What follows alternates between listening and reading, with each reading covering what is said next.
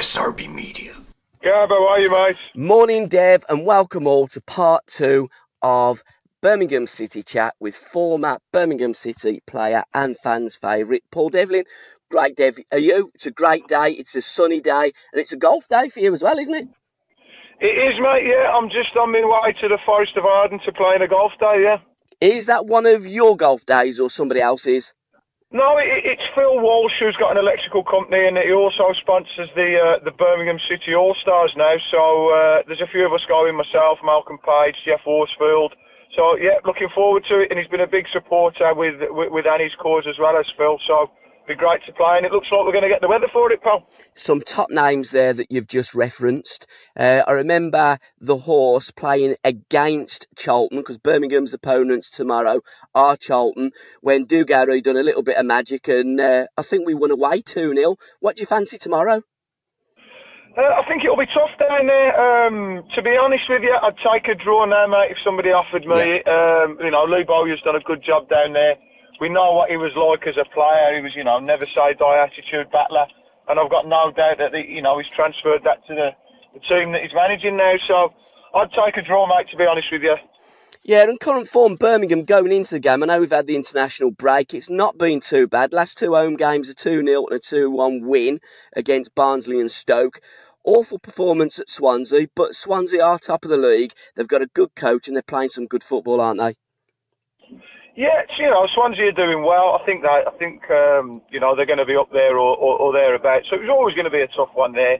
Obviously, a couple coming off the back of a win against Stoke, albeit it wasn't a brilliant performance. But if somebody said, would you take a not so good performance but 3 points, and think everyone would take that, mate. So yeah, we're going into it with a little bit of form, results-wise. And the Stoke game saw Jude Bellingham score his first goal. I mean, it was a deflected goal, and I did take a little bit of a hammering because I think the goalkeeper would have saved it. It's a bit of a deflection. It's gone the other way. But, the goal stands. It is Jude's first goal, and good luck to him. The kid looks as though he's got everything to be a top player.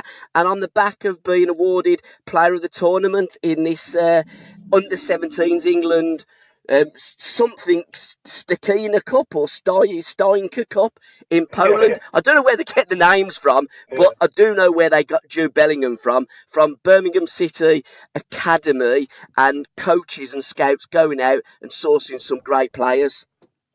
Yeah, listen, I mean, obviously, I would imagine it's like a dream for the kid at the moment. Everything he touches is, he's turning to gold. I mean, I do agree with you about the goal. I mean, that weekend, I think a Liverpool player scored against Burnley, took a very slight deflection and went in the top corner. And the dubious goals panel took it off him. It's a good job they didn't have a look at Jude's. But it's down in the record books, mate. He's got it. Youngest ever starter, youngest ever scorer. Fantastic record. People associated with the club have known about this kid for a number of years. And I'm sure if he carries on listening and learning and making the progressions that he had, he's going to have a top career. And the problem we may have in a few years down the line is holding on to him. But from what I've seen of the boy, and I haven't seen an awful lot, but what I understand of the lad, he has got a great attitude, and he does want to take things on board, and that can only bode well for players. And it's them kind of players that have got everything but just want to take all them finer details and make them an even better player. I totally agree with you, mate. I mean, how many young kids do we see that get a big contract and think they know it all and get a bit out? Berahino, perfect example of that. I think if Jude keeps his feet on the ground, I know his dad a little bit from playing against him in the over 35s. His dad was a real good top-level non-league goal scorer as well. So, I've no doubt he's had a good grounding there with his parents. He seems a down-to-earth, well-mannered kid. Hopefully he stays like that and continues learning, and really the sky's the limit for the lad. And he's got a younger brother in the academy as well. Let's hope that he's somewhere near the ability of Jude Bellingham. But I think you're absolutely right, Dev. The alarm bells do ring when players go out on international duty, and they have scouts from all around the globe. Jude Bellingham's performances haven't gone unnoticed. Now, I would, if I was advising him, stay at Birmingham City for at least a couple of seasons, learn your trade, get onto the pitch, play in the man's game, score some goals, and then if big money comes for you, then we'll let you go. That's what I'd be saying if I was Birmingham's manager. What would you be saying to him? Yeah, definitely, but it just seems, if you actually take a step back, this is just modern day football. If you actually take a step back and look what we're talking about, the lad hasn't played 10 games, he hasn't scored 10 goals, and we're on about a big money move for him. Yeah. It's modern day, it's ludicrous really, isn't it? It's just modern day football, but he's what, 16? Realistically, he could have 4 or 5 years at Blues. And then look to maybe get away if he's carried on his progression and teams still want him. And you just don't know. It's really early days. And what I hope everyone doesn't do is load the kid with pressure. At the end of the day, he's 16. He hasn't played 10 games yet. So let him find his feet. Let him establish himself and see where we are in a couple of years' time. I think you're absolutely spot on again, Dev. And another player that I'm going to talk about here briefly is Josh McEachran, who at Jude's age was an absolute rising star at Chelsea. It didn't quite work out for him because I think he was at a big club and it's very difficult to break into those, top clubs at a younger age. He's gone out on loan. He's gone to different football clubs. It hasn't quite worked for him. He's now a free agent. I believe he's only 25, 26. He's training at Birmingham. Now, I don't know anything about the boy, what he's done recently, but if he could produce some of the form that he used to, he would be just what I'd be looking for if I was a manager at the Blues. Yeah, but you've just said a little word, but it's massive. I always look at, players like this. I don't know the kid at all. He's obviously got ability. He wouldn't have been at Chelsea, and he wouldn't if he hasn't got ability. But I look at, him and Ravel Morrison and people like that. Obviously ability, undoubted ability. Yep. But that can't find a home anywhere, Gab. Yeah. So is there something in the makeup that's missing? Because you touched on it briefly with Jude. Attitude, effort, dedication, things like that. They're all parts as well that are as vital as how many goals you score, how well you play, how quick you can run. It's a whole package. Yep. So, the kid's obviously got undoubted ability. If he can come and we can harness that and we can get him playing, it's brilliant. It's not going to cost us anything. But I always look and ask with kids like that, why have they had so many clubs at such a young age and now are free agents? That's my way of looking into it. And, you get it with managers, don't you, that how many times have we seen it down the years? Oh, we can get a tune out of him and they go round this sort of merry-go-round of players that can't settle. But, hopefully if we can and we can get the best out of him and we unearth a gem, it's brilliant for the club, isn't it? Again, spot on. And I put on Twitter that I was amazed that Brentford had let him go when he was a free agent. And I did have a couple of Brentford fans come on and say, he's great on the ball, but he don't do an awful lot off the ball. And he didn't suit the way that Brentford were set up and Brentford were playing. Going forward, have Birmingham got enough goal power, enough firepower up front? No. Yeah. In a simple answer, I think no. Obviously, it was always going to be really difficult after losing Shay. You're taking 20-plus goals out of the team. I think if you take 20-plus goals out of any team, it's massive. The Duke is absolutely fantastic. I love the Duke, and you know what you're going to get. It reminds me of Jeff Horsfield, to be honest, in, similar sort of players. But, he needs support. But the hardest thing to get, mate, is goal scorers. That's why they command the most money and the biggest transfer fees. But I do think, from what I've seen so far, I do think goal power for us is going to be an issue moving forward. Yeah, again, totally agreeing, spot on, Dev. Another little game that we're going to play every month is higher or lower. Birmingham now currently a 9th in the league, played 6 games, got 10 points. When we talk next, just while the international break is on, I think will be a good time, which is the beginning of October, which gives us a month. Do you think Birmingham City will be higher than 9th or lower? Can you tell me what the fixtures are, Gav? Yeah, obviously we've got Charlton tomorrow. Then we've got Preston at home, Derby away, Wigan away, and Borough at home. Oh, I'm going to say higher. Okay. Based on Wigan, and who do you identify there as an easy? Well, not so much an easy game, but points. None of them. Yeah. I don't think there's any easy games in the Championship. But Yeah. if you were reading out a run of fixtures for me at the moment, looking at the league table, Yeah. I'd take those 4 or 5 games over Albion, Swansea, teams like that, wouldn't you? Yeah, I would definitely, 100%. You know, if you look at the league table, so that's what gives me a little bit of confidence. And going back to where we started, you referenced the All Stars. You've had a couple of outings. Yeah. How's it gone? How's the body feeling? And what's up next for Tom Ross's All Stars? Because Tom does get a little bit of an hammering from time to time, but he does an absolute sterling job there. And the All Stars have raised shed loads of money for charities. And without Tom and without Broads, it wouldn't happen. Oh, listen, Tom's a legend, mate, and just a little sort of side note with Tom as well. He started doing a little bit of personal training with me, so he's back in the gym as well at 70 odd years of age, which is fantastic. He came and did a session with me last week, so that's brilliant. We've raised over £1 million now in the 25 years that the All Stars have going, and like you say, that's down to Tom and Kev Broadhurst, which is fantastic for local charities. I actually played my first game, not last Sunday, the Sunday before, which I'd had 3 weeks away. It's the first holiday we had since Annie had been ill in 2017. So we went away to see family in Crete for 3 weeks. So I literally got back early hours of Saturday morning, Friday night, and I played Sunday.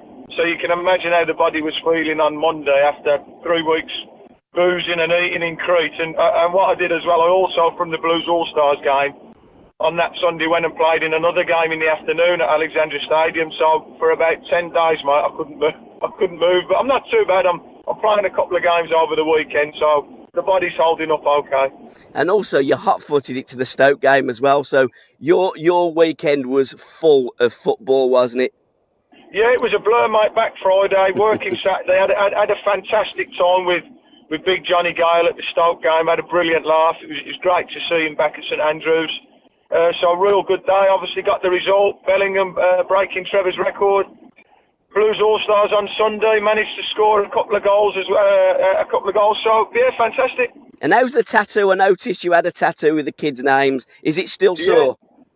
No, it's fine, mate. It was good. It took 3 or 4 hours to do. The hardest part was my arse cheeks kept going to sleep because I was having to sit down on his bed. So that was the most uncomfortable part, not the actual tattoo. But no, it's good. It's past the sort of scabby, flaky stage now, so it's all right. And Gayle, he played for Stoke as well after Birmingham, didn't he? If I remember, McCarry took him to Stoke. Is that right? Well, let me tell you, when I have a guest, I do a bit of research on Wikipedia and I write down their club history. Yep. It took me about 3 breaths to get Gailey's teams out. He had about 30 teams, but yeah, he went to Stoke, and he was a big. It was interesting to see his thoughts on Lou McCarry. Absolutely loved Lou McCarry. Yeah. Just told us about the way he managed him personally and how he got the best out of him. I think it's tactics that you couldn't use today in the modern day game with the modern day player, but spoke really highly of Lou McCarry. And I think he had 2 or 3 years at Blues, Gailey, and it was, one of those years was promotion, and one of them was the cup final where he scored those 2 goals. And also telling an interesting story when he's walked out the showers naked and bumped straight into Bobby Charlton, and Bobby Charlton told him they're the best 2 goals he's seen a player score at Wembley. So what a nice compliment coming from a legend like Sir Bobby. Absolutely. And I think Clark has got a great Lou McCarry tale to tell. When they turned up, I think, at training at Birmingham City, he run them to Villa Park or somewhere around there, and then he run them all the way back again. So he used to like running, didn't he, Lou? Yeah, Gailey said the same. He said one day someone hadn't gone the way or they'd lost the game. He said, so they've got there and Lou and there with Chick Bates. He said, you've got to run from, I don't know whether it was in Almden or St Andrews at the time. You've got to run to Villa Park, touch the gates at Villa Park and run back. So you can imagine the stick the lads have got, Gailey said, running down Whitton and Aston and Villa Park and all that. But yeah, Lou was big on running. And to be honest, a lot of players I speak to absolutely hated it because it was literally just run. But he got the best out of Big Gailey and Big Gailey spoke very highly of him. Now, coaching, a big thing that you're doing, you've started up again. I noticed you was at Chamsley Wood at the Grace yesterday. How many nights are you doing? How can people get in touch with you, Dev? And how can people be coached by one of Birmingham City's favourite sons? Yeah, well, I do Monday, Tuesday, Wednesday, Thursday evening, and a Saturday morning. I do Erdington, Chelmsley Wood, Bromsgrove and Rudesley. Anybody interested, we do kids from 4 to 14, but boys and girls of all abilities. They can go on my website, which is www.pauldevlinfootballcoaching.co.uk.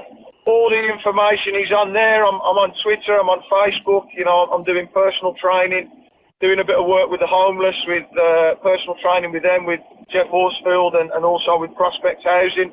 So I'm not hard to get hold of, mate. Twitter, Facebook, website, you know, I'm out there to be got.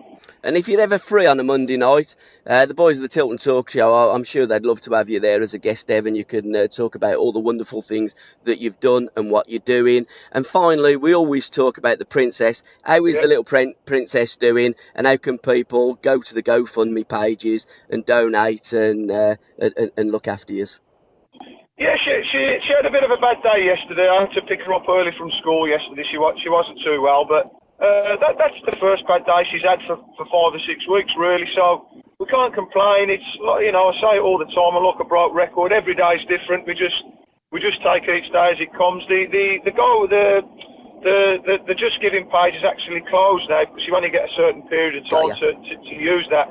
So we just, you know, if anyone wants to donate, they just get in touch and we just do it directly through bank transfer. I've hopefully got a couple of things in the pipeline for next year with regards a charity match again, hopefully up at Tally Ho again.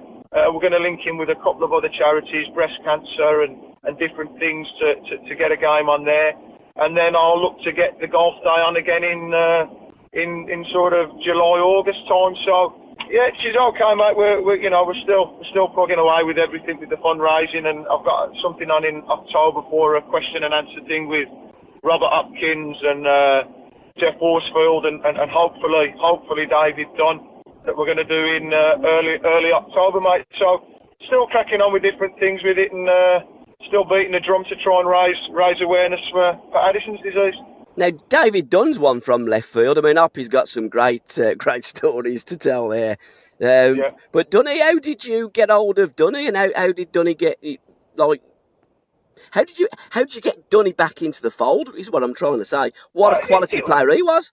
It wasn't me, mate, and it's not for definite yet, but a good friend of mine, Mark Panadis, again, I've known him a long time, and he comes and does a bit of training. He's got a good friend, Russell, who's pally with Donny. I mean, I speak to Donny via Twitter now and again, and it was him that suggested it. Yeah, and like I say, it's not a definite yet, but he says, well, let me speak to Donny, see if we can get him down. Obviously, Hoppy and the horse, you know, I speak to them, I see them all the time. They're happy to jump on board.